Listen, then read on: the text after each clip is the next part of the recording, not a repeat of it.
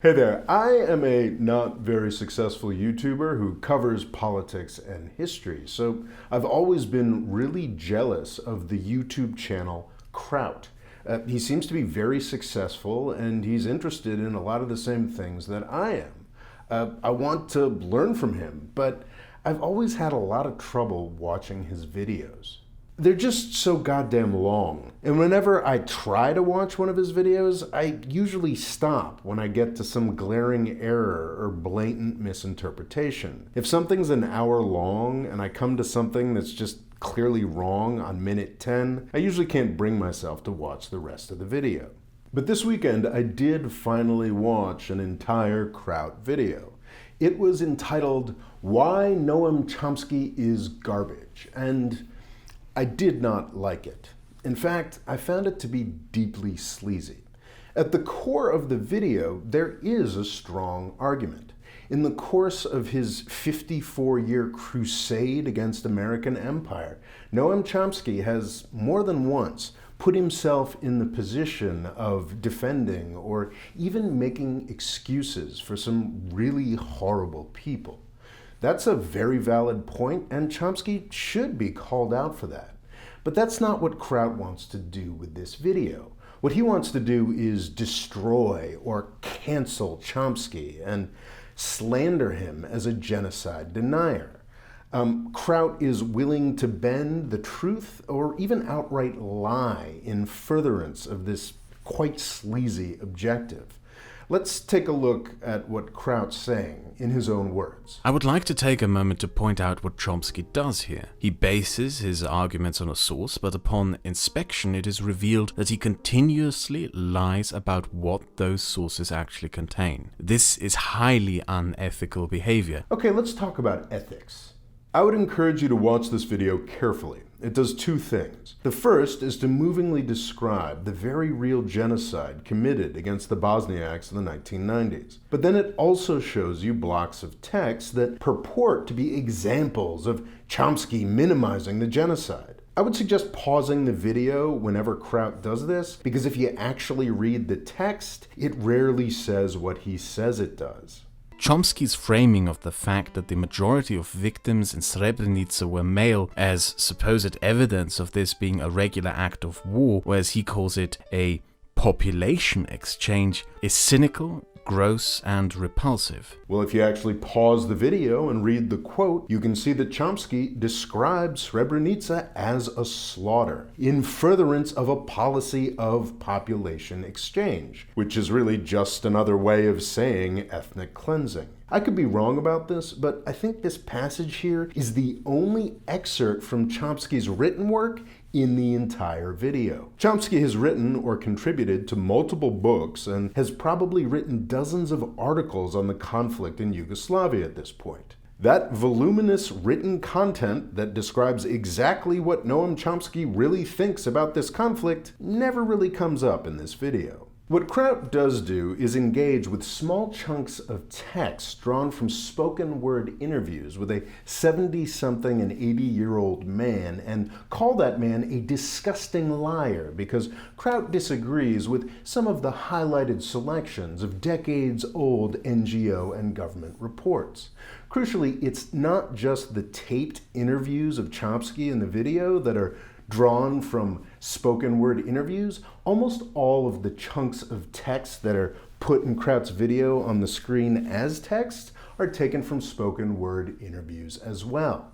I suppose you could take Kraut's word for it that these small collections of sentences really represent Chomsky's deep-seated views on this conflict, but as I'm about to demonstrate, you really shouldn't trust anything that Kraut has to say on this subject. The dramatic highlight of the video comes around minute 28.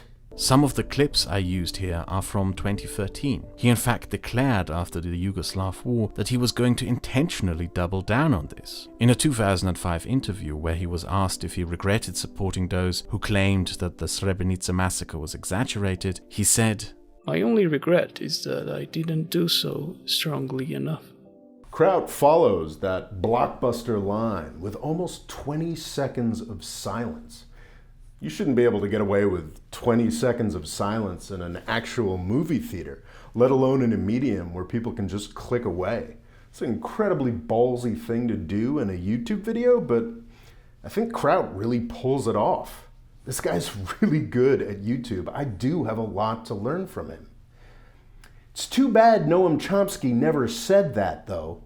Through the magic of Google's search, I tracked down the actual article that line was drawn from. It was a correction from The Guardian, where they admitted that that was not Chomsky's position at all. The quote, which the newspaper did use as a headline, was a complete fabrication. The Guardian's humiliation for this misrepresentation of Chomsky was so complete that they pulled the article and only the retractions survive on the internet, which makes it really hard to see this as an honest mistake on Kraut's part. The emotional, cinematic peak of Kraut's nearly hour-long smear of Noam Chomsky is a famously debunked smear of Noam Chomsky. He bases his arguments on a source, but upon inspection it is revealed that he continuously lies about what those sources actually contain. This is highly unethical behavior. The parts of the video that aren't Kraut lying about Chomsky's views are moving or even disturbing. Kraut masterfully mixes together photographs, video footage, and even long, uninterrupted minutes of archived reporting from Yugoslavia's wars. I believe Kraut and his collaborators are right to describe these wars as genocidal. But if you're interested in these conflicts, I strongly urge you not to rely on Kraut's video. It's very long on emotion and grim anecdotes and kind of skimps on some of the basic details. As just one example, did you know that the Serbs were at least two separate political entities? Kraut's video just refers to the Serbs, but there are very meaningful differences between Serbia, the country that we bombed in 1999, and the Republika Srpska we were bombing in 1995. The two entities were definitely working together to do bad things, but they are two different countries. This is the kind of detail that should have probably cropped up in a nearly hour-long video on the conflict. Maybe instead of that lengthy anecdote about genital mutilation. I don't want to get too far into the nuance of Kraut's claims about the genocides of the 1990s because despite his general untrustworthiness, I think I largely agree with him on the merits due to decades of my own research. Let me clarify that a bit. I feel the same way about the 1995 intervention that I do about the execution of the Oklahoma City bomber. I do believe that both of these examples were useful uses of state power. That does not mean that in general we should support the death penalty or we should support U.S. intervention more generally. Both of these things kill many, many people unjustly. Just because there's one example where good things happened when these powers were used does not mean that they are automatically good in every instance.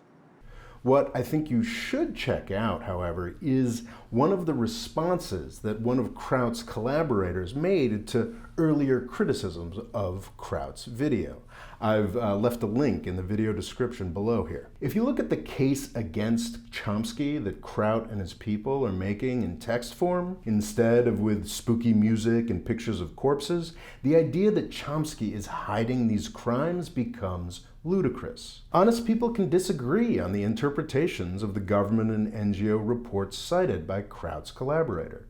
One more clarification from the editing room. I think what made me so angry about this video and motivated me to make this response is that I see this kind of approach really, really frequently. Some horrible crime happens, which is useful politically to one side or the other, and then you get the style of argument that Kraut and his collaborators puts forward here. You're not allowed to investigate it. You're not allowed to ask any questions about a crime. You're not even allowed to establish the basic details of the crime. Because if you do that, then you're instantly hit with this really emotional response or this argument that you're acting on the side of the terrible people that are doing terrible things. You're not allowed to look into facts anymore. Because if you do that, then you're accused of these terrible things.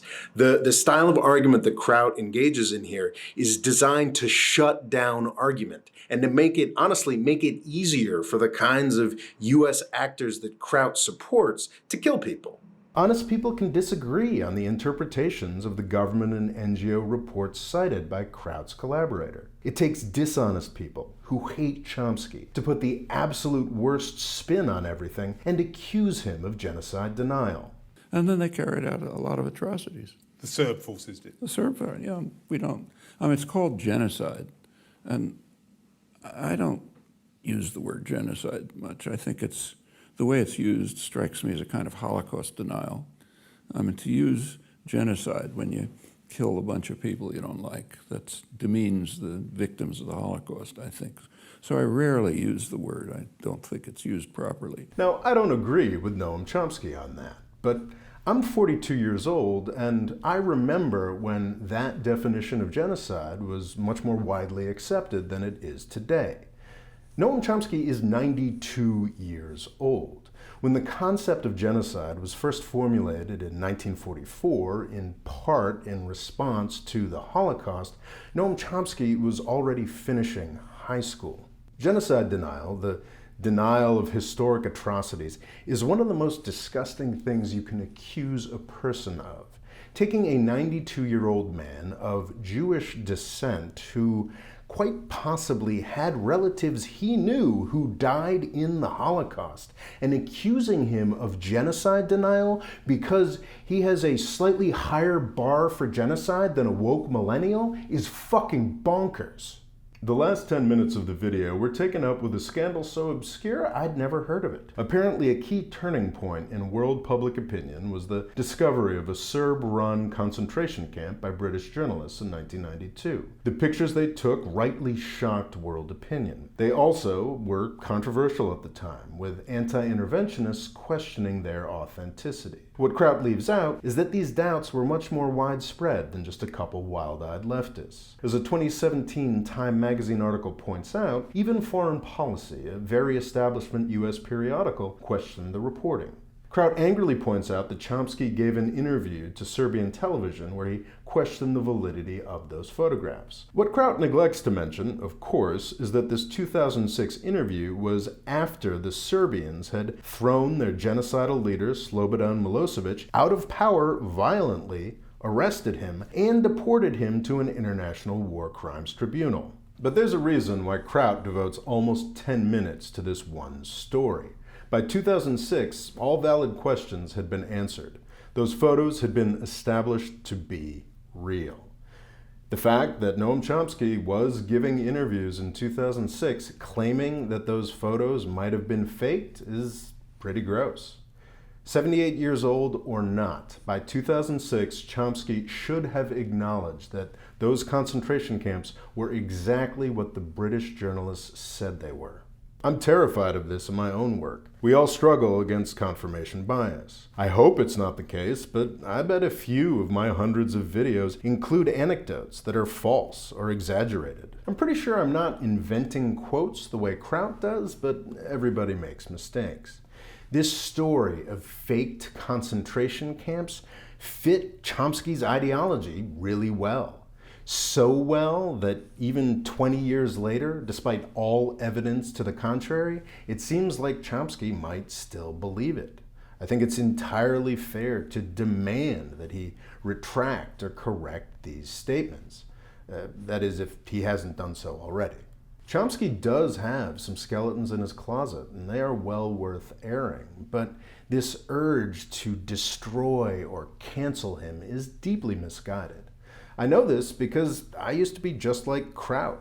In my 20s, I was young and dumb and drunk on American power. I loved war and I hated Chomsky and the way he seemed to always get in the way of America's good works.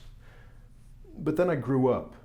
I learned a lot more about the stories I was told. I learned that the genocide in Rwanda was a lot more caused by French intervention than it was by American non-intervention. I watched as virtuous U.S. military power killed 10 to 20 times as many people in Iraq and Syria than Slobodan Milosevic ever managed to. Noam Chomsky wasn't particularly important to my awakening on these issues, but he has been vitally important to waking up millions of others. It is 100% true that there are far worse people in the world than U.S. policymakers, but there is nobody in the world that is more powerful and capable of destruction than U.S. policymakers. For 54 years, Noam Chomsky has bravely stood in opposition to that power. That makes me willing to cut him some slack. And it also makes me feel less bad about not watching any Kraut videos. Thanks for watching. Please subscribe and please sign up for my email newsletter. I'm beginning to branch out to other platforms, and the best way to hear about all that is on my email list. Thanks.